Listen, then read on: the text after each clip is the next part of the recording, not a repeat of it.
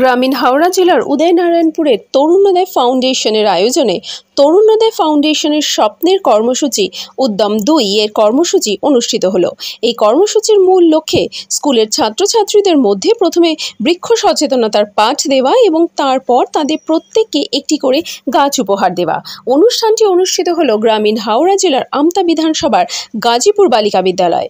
অনুষ্ঠানে প্রথম তরুণোদয় ফাউন্ডেশনের আয়োজনে এবং পশ্চিমবঙ্গ সরকার বন বিভাগ হাওড়া জেলা ও Bagnan human animal nature welfare সোসাইটির সহযোগিতায় একটি বন্যপ্রাণ সচেতনতা শিবিরের আয়োজন করা হয়।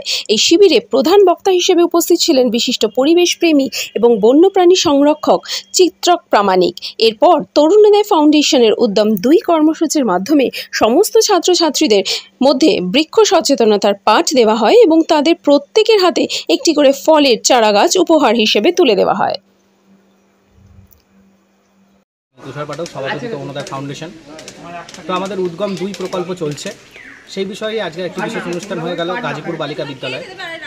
আমরা আগে বলি উদ্গমটা কি। আমরা প্রত্যক্ষভাবে লক্ষ্য করেছি যে বৃক্ষ প্রদান, বৃক্ষরোপণের থেকে সব থেকে বড় যে বিষয় সেটা হলো বৃক্ষের পরিচর্যা। তো সেই কথাকে মাথায় রেখে আমাদের এই উদ্গম, অর্থাৎ আমরা বিভিন্ন স্কুলে যাই, বাচ্চাদের গাছ দিই এবং তাদেরকে বোঝাই গাছের প্রয়োজনীয়তা এবং তাদের হাতে একটি করে গাছ তুলে দেওয়া হয় এবং তারা যত্ন সহকারে সেই গাছগুলোকে বড় করে তোলে এবং এইভাবেই আমরা পরিবেশে গাছ বাড়িয়ে তুলি। আগের বছর উদ্গম 1-এর জন্য আমরা উদয়নারায়ণপুর ব্লকের 11টা স্কুলে 1500 গাছ তৈরি করেছি। এবছর আমাদের লক্ষ্য গোটা হাওড়া জেলা জুড়ে 2000 গাছ বিভিন্ন স্কুলের মধ্যে দিয়ে তৈরি করা। প্রথম দিন বাগনান ব্লকের বাঙালপুর ইউসি হাই স্কুলে 500 গাছ বিতরণ হয়েছে। আজকে গাজীপুর বালিকা বিদ্যালয় আমতা ব্লকের সেখানে 300 গাছ বিতরণ হলো। 800 গাছ আমরা বিতরণ করলাম। এখনও এই গাছগুলো 2000 লক্ষ্য, এখনও 1200 গাছ আমাদের বিভিন্ন ব্লকের বিভিন্ন স্কুলে বিতরণ করা হবে। একটা কথা মাথায় রাখবেন, আমরা শুধু গাছ বিতরণে সীমাবদ্ধ থাকি না, আমাদের মূল লক্ষ্য গাছগুলোকে বড় করে তোলা। তাই আমাদের এই উদ্গম সারা বছর ধরেই চলে, সারা বছর ধরে এর পরিচর্যার উপর খেয়াল আমরা রাখি। ধন্যবাদ।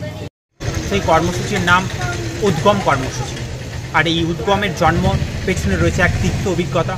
তিক্ত অভিজ্ঞতা বলতে হয় তরুণোদয় ফাউন্ডেশন তার জন্ম লগ্ন থেকে 5ই জুন বিশ্ব পরিবেশ দিবস উপলক্ষে তারা সমাজের বুকে যে সমস্ত পরিত্যক্ত জায়গা, সেই পরিত্যক্ত জায়গায় তরুণোদয় ফাউন্ডেশনের দামাল সৈনিকেরা পরিক্রমার মধ্য দিয়ে তারা একটার পর একটা গাছ রোপণ করত।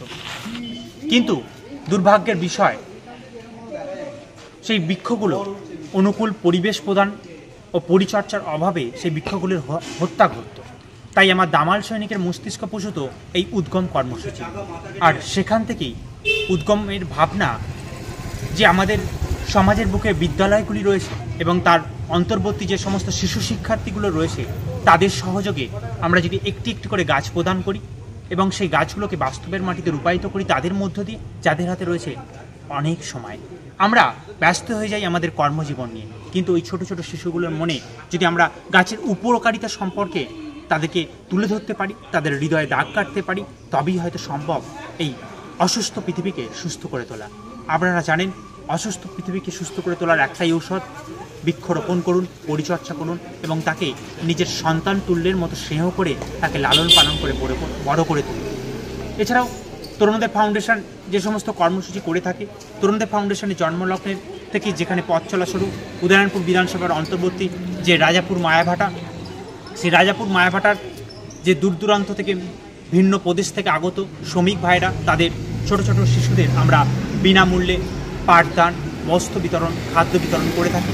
এছাড়াও তরুণোদয় ফাউন্ডেশনের আর এক অভূতপূর্ব কর্মসূচি যা দামাল সৈনিকেরা ভেবেছে যে আমাদের বিশেষ দিনগুলো আমরা যদি নিজেদের মধ্যে কুক্ষিত করে না রেখে যদি ওই সমস্ত অভুক্ত শিশুর সাথে পালন করতে পারি, তাহলে হয়তো আমাদের বিশেষ দিনগুলো বিশেষভাবে স্মরণ করে রাখতে পারি।